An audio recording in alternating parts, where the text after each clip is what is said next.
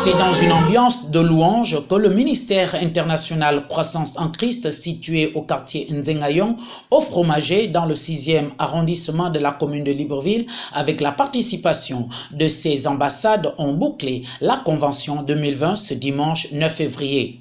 Une convention qui avait débuté le mercredi dernier sous le thème « Que la lumière soit ».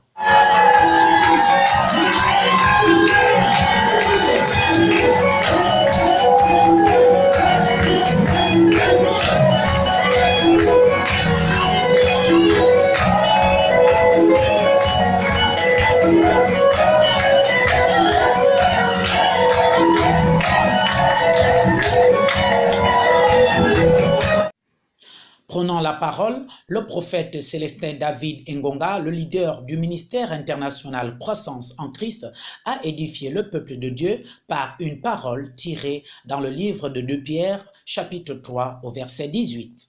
Pierre, lorsqu'il écrit, il explique dans cette lettre à la fin, il parle de la sagesse que Dieu a mis en Paul. Il parle comment Paul explique les mystères de Dieu dans ce chapitre 3 de 2 Pierre. Et à la fin, il termine cette lettre en disant mais, après avoir mis en garde, après avoir rappelé les lettres succinctement résumées, le message de Paul à l'Église, Pierre dit croissez dans la grâce. Ce n'est pas Paul qui le dit. La connaissance de notre Seigneur et Sauveur Jésus-Christ. Croissez dans la grâce. Chacun de nous avons tendance à nous dire, et généralement lorsqu'on arrive dans une assemblée, on est invité à donner sa vie à Christ et dit, crois en Jésus-Christ et tu seras sauvé. Engage-toi dans la vie chrétienne. Il dit non, je ne peux pas passer par les eaux du baptême parce que je ne suis pas encore solide, je ne suis pas encore fort, je ne peux pas encore résister au diable. Il se pourrait peut-être que je retourne dans le monde. Oh, je me connais trop bien que je ne suis pas capable de suivre Jésus. J'attends d'être qualifié pour pouvoir suivre Jésus et pouvoir m'engager. De la prédication à la présentation des nouveaux baptisés, les hommes de Dieu n'ont pas manqué à prodiguer quelques conseils aux personnes nées de nouveau. Affermir en Christ, c'est de vous affermir dans la parole de Dieu. Il est très important que je vous dise aussi en tant que jeune, l'avenir de notre nation de Gabon, l'avenir du monde repose aussi sur vous. Le Seigneur a dit dans le livre de Joël, chapitre 2, verset 28, « Après cela, je répondrai mon esprit, vos jeunes gens auront des visions. » Je ne vais pas citer tout le texte. Et il parle aussi des fils et des filles qui prophétiseront. L'armée que le Seigneur se prépare pour cette nouvelle génération dans laquelle nous sommes, c'est vous. Le Seigneur Jésus-Christ compte sur vous. Il place son espérance en vous. Alors saisissez sa main et allez-y faire des exploits avec le Seigneur.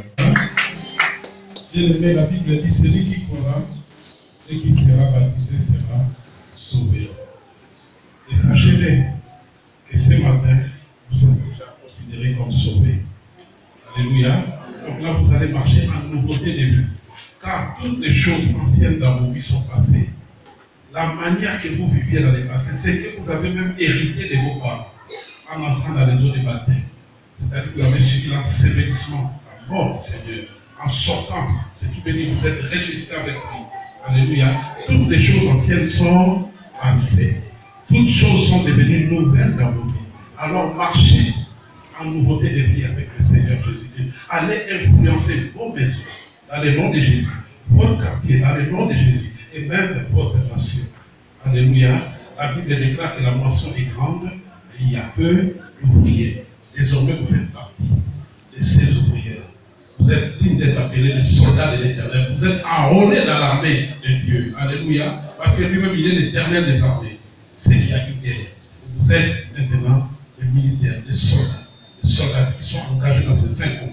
Sachez bien que le baptême, c'est un engagement de bonne conscience. Vous avez une conscience, vous avez exprimé votre conscience. Pourquoi? Parce que vous avez entendu, vous avez écouté.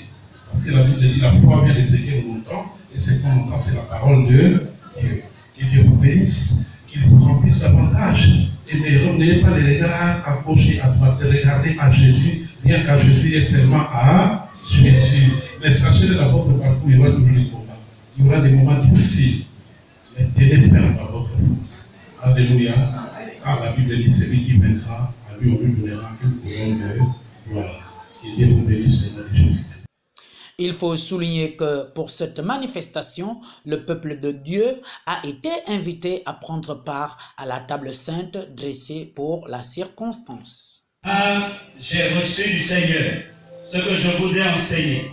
C'est que le Seigneur Jésus, dans la nuit où il fut livré, prit du pain et après avoir rendu grâce, le rompit et dit, « Ceci est mon corps qui est rompu pour vous. Faites ceci en mémoire de moi. » De même, après avoir soupé, il prit la coupe et dit, « Cette coupe est la nouvelle alliance en mon sang.